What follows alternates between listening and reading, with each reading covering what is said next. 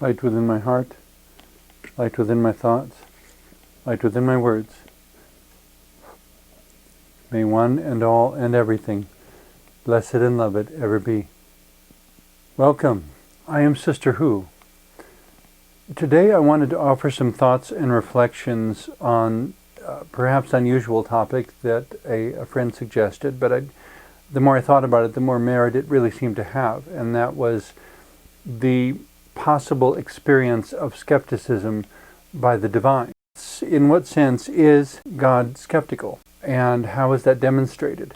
I suppose it would be important at this point, though, to distinguish between skepticism and cynicism. Skepticism is that which is not in a hurry to believe things are going to be as reported or as advertised. Cynicism invites people to always look for the worst possible outcome, to assume that Murphy's Law is the only law that really works, and that everything, basically the idea that anything that can go wrong will end at the worst possible moment. This is not skepticism, that's cynicism. Skepticism, which the more I thought about it, the more examples I could find, that God must be really skeptical, and legitimately so.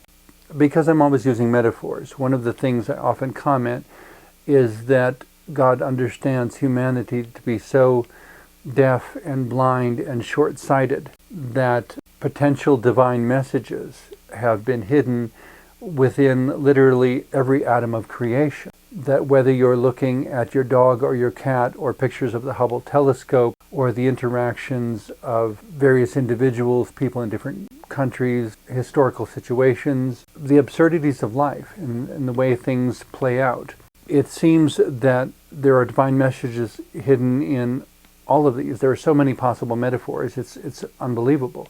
And I suggest that's because God is skeptical of humanity's ability to perceive and understand. God is skeptical of how reliable humanity would be if God were to send a message by one messenger, whether we would ever understand, whether we would ever get it, whether we would be so busy with some other distraction that we wouldn't even notice that a divine message had in fact arrived. If God was trying to underscore that how interdependent everything is, that everything depends upon everything, and you take care of the planet, you take care of the plants and animals because in a very real sense they have to be there in order for you to survive. If they don't survive, then you don't survive. And so we have ways that it has been confirmed that life, in a sense, feeds on itself, that the most nutritious food is that which is close, the fresh vegetables, not the ones that have been stored for 2 or 3 years. The fresh meat, as opposed to that which was smoked and dried and preserved with salt and all sorts of other things. There's something about the life energy that has to go back and forth. The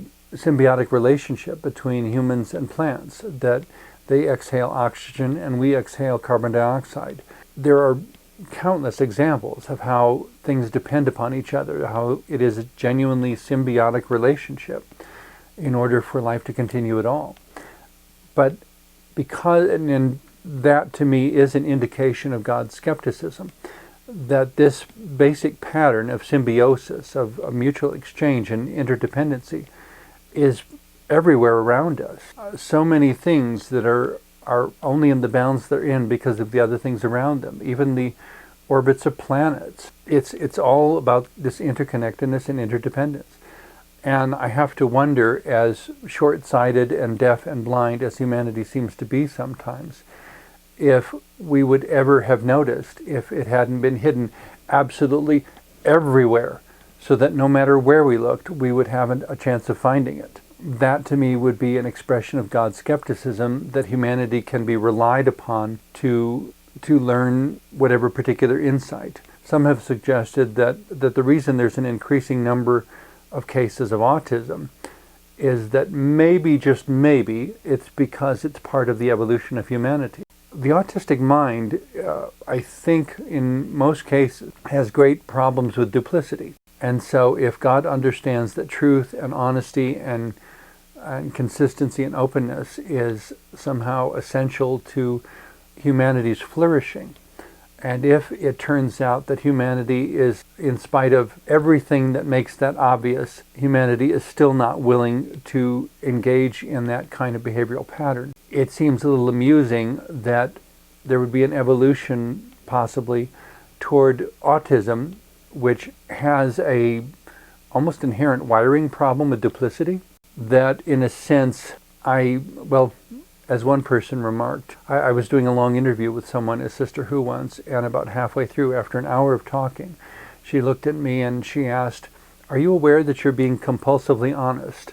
And I kind of laughed because I never heard it described that way, but it does seem to be somewhat true, that anytime I feel like I'm being dishonest, it creates all kinds of anxiety for me. And it would be interesting and amusing if the divine or whatever force had somehow steered humanity's evolution in the direction of compulsive honesty by increasing the number of autistic minds, so that humanity could finally begin to reap the benefits of honesty and truth and not lying to each other. And yet, it's like God recognizes our weaknesses more than we do, and is skeptical of our ability to do the right thing even more than we are, and consequently creates additional imperatives and additional reasons for doing it a virtuous, godly way, that there are things that will, in a sense, serve as our own punishments if we don't.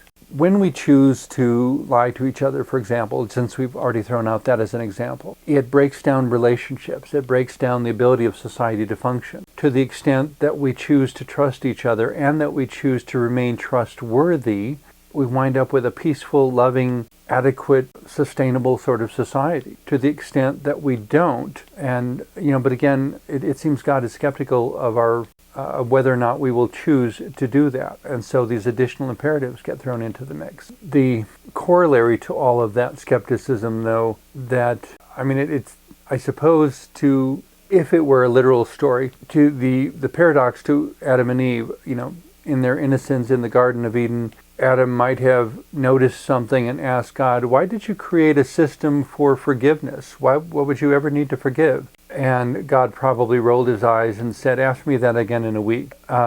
Because there are all these dynamics that were available, that were there, that unless one was skeptical, would serve no purpose.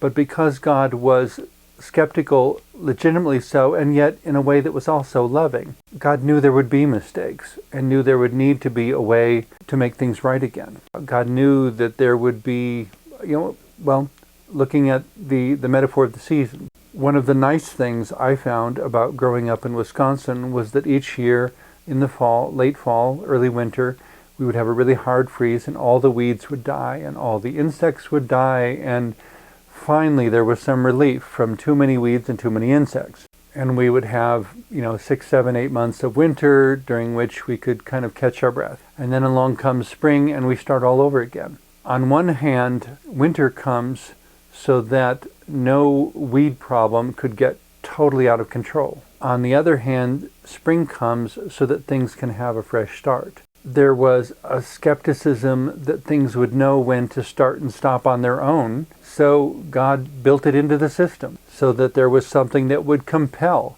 a point of closure and a point of rebirth. The seasons being the checks and balances that were built into the system. One could also say that human beings are not blessed with immortality, and of course some would say only for the present time, but we might extend our lives, but I don't know if we'll ever get to the point where a human being is actually completely immortal. And I suppose to me there's a kind of wisdom in having that sense of a finite lifespan, that you don't learn to take your days for granted. You don't assume that you have an infinite number of them, but that there is a reason for being good stewards of the time that we have. And so in one sense, God was skeptical of our ability to use life wisely if there were no imperative for doing so. That strictly on our own, we could of course choose to be good. And on one hand, I would say yes, we could. Considering how seldom it ever happens, I think God was right to be skeptical and build certain imperatives into it. We have finite lives. We have a beginning and we ending, and at some point we run out of time. And because we know we run out of time, and because that to me is the result of God's skepticism, that we would use life wisely if we had infinite life with which to deal. In a sense, I do believe that our spirits go on, but in a sense, having a body of limited duration, having something that's going to wear out, means we have to take care of it, means we have to develop self-discipline, means we have to develop a relationship of respect with it, that we don't apply any tool or resource to a task beyond its capability and thereby prematurely destroy it.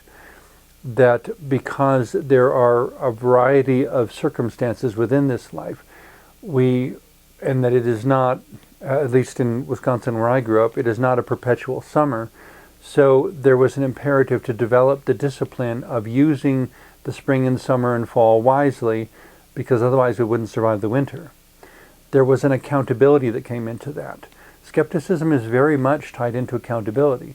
We don't make things accountable because it's just the popular thing to do. We make things accountable because we're skeptical that they will behave without those measures of accountability. Politicians have to run for office again every so many years so that they know and we know if they don't behave, we'll vote somebody else in, or we'll vote them out, or if they're really bad, we actually have a process for impeachment, for actually removing them from office. That process was created because there was a healthy skepticism about the trustworthiness of rulers and administrators and politicians. There are checks and balances all through the system, limitations to power, because it was discovered very, very long time ago. Phrased more recently perhaps, but discovered a very long time ago, that power corrupts and absolute power corrupts absolutely. That administrators and politicians and statesmen and rulers, and for that matter, bankers and any number of other professions that have to do with managing resources, they essentially never behave unless they're carefully watched. They just don't. It's not that they couldn't, it's that historically 99% of them don't. And so we create a system, because of that skepticism, we create a system of accountability that says you will do this or else. Ideally, it is possible that no law in the entire country would ever be broken.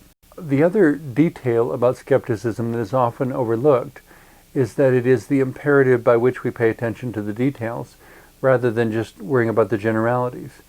I recall helping with a fundraiser quite a number of years ago in which everyone who was interested in helping with the organization was encouraged to be at a particular place and time for a meeting, and it was decided that we would have an event on this date at this time. And I said, and how do you know that everything is going to be prepared in time? And there was a person sitting across the room from me, and I tried not to laugh, but he said, oh, this is something that people really care about. The volunteers will be there. We don't need to worry about it. And my experience tells me that unless you get somebody's name associated with each task, it's probably not going to happen. It's kind of the old saying that, see if I can remember this accurately now. Everybody assumes that somebody will do it, and surely anybody will make sure that the job gets done, but in general, nobody did it. The psychology will tell you that the more people there are who are aware of a situation, the less likely it is for someone to step forward and do it, because everyone is thinking somebody else will, I don't have to. Skepticism therefore recognizes that in humanity and puts in systems by which things do get done.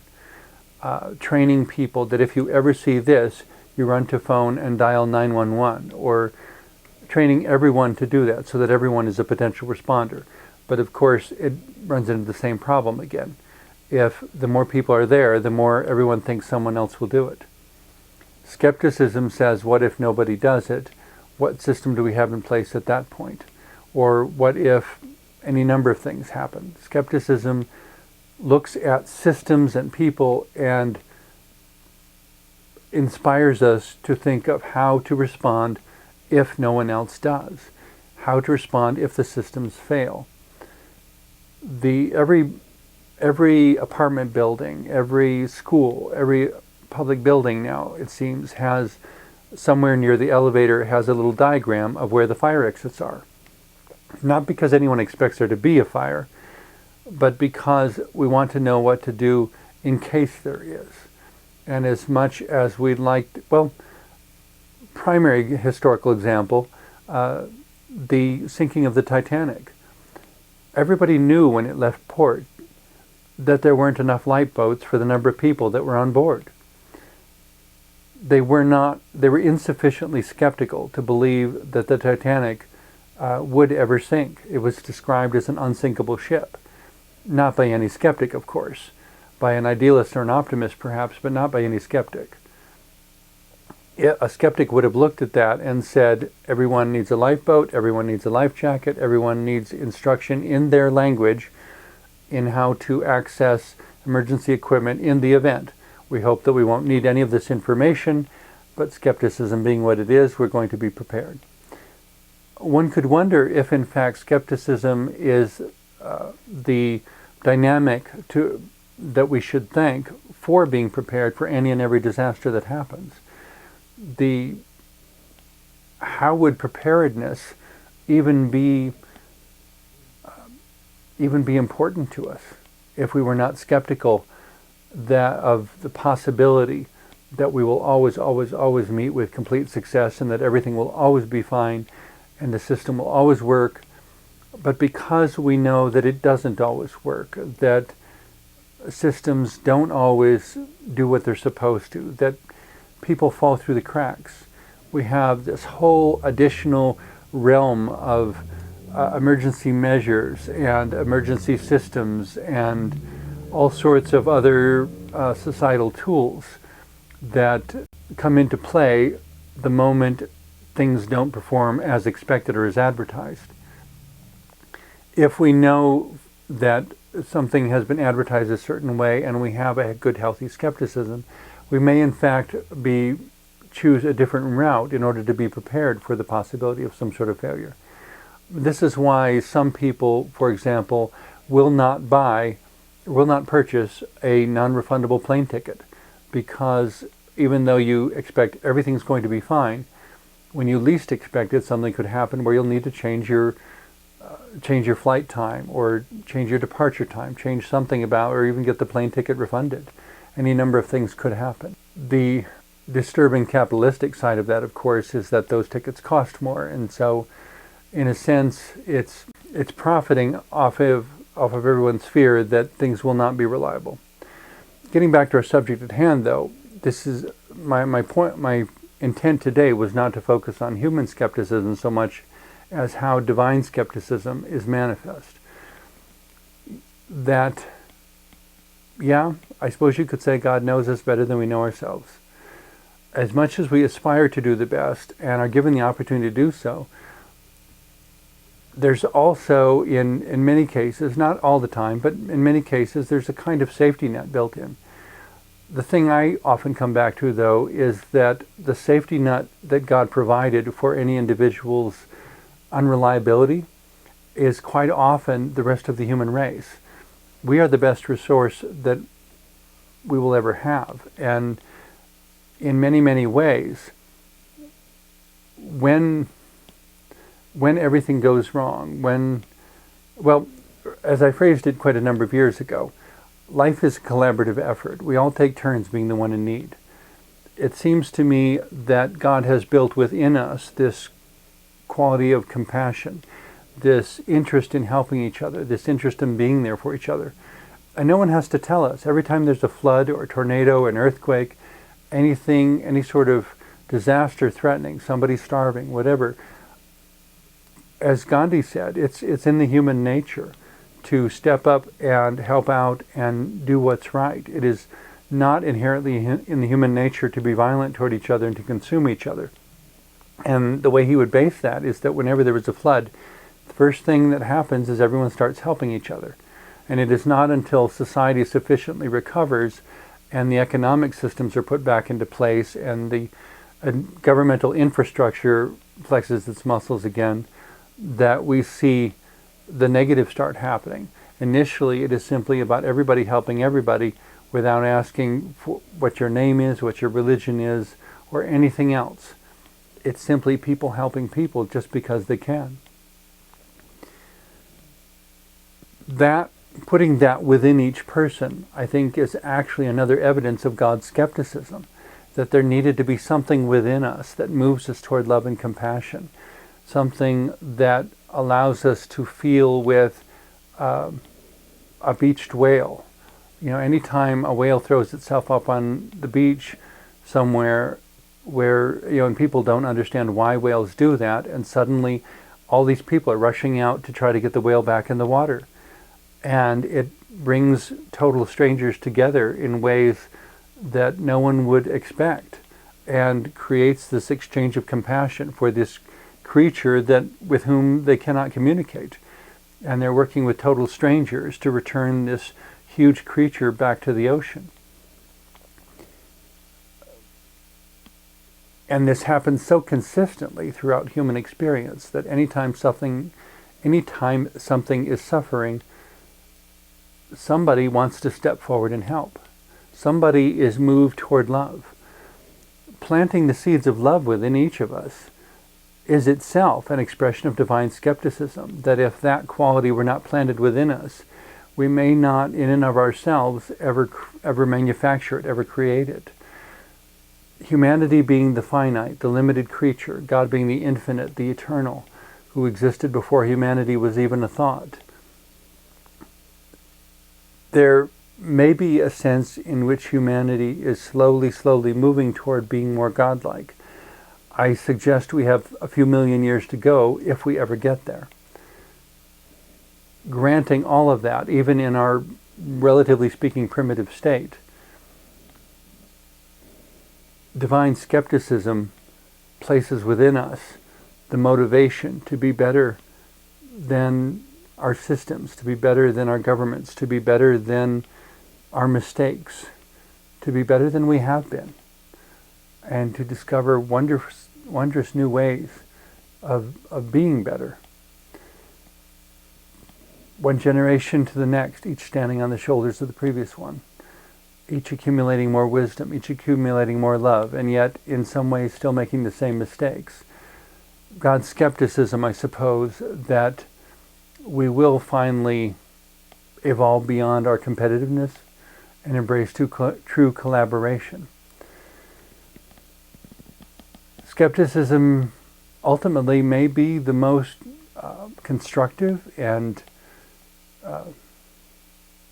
formative and inspirational quality that we've got, specifically because of all the other qualities which actually must come as a consequence of that skepticism.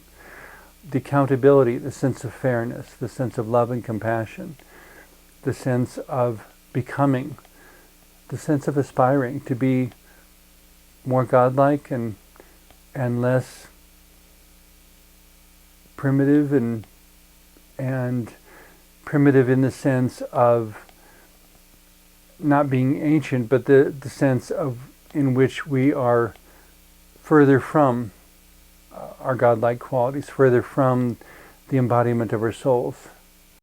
A final additional reason for divine skepticism, I suppose, is that in putting so much diversity throughout creation, in allowing so much diversity, if you are an atheist and wish to think of things as arising from evolution and the perfect balance of the universe between one life form and another, in all of that, the skepticism that any particular form would be unable to survive the myriad of challenge, the infinite diversity of challenges that might come up, from diseases to floods to whatever, that we have this infinite range of aptitudes and abilities and individuals, specifically because of the skepticism that there is any one perfect form of any sort. In that sense, each and every one of us is the blessing of God's skepticism, of the universe's skepticism, of creation's skepticism. the recognition that diversity is essential, specifically because of skepticism about anyone being enough. Thank you very much for watching today. I hope that the comments I've shared will be helpful to you in your own continued personal and spiritual growth.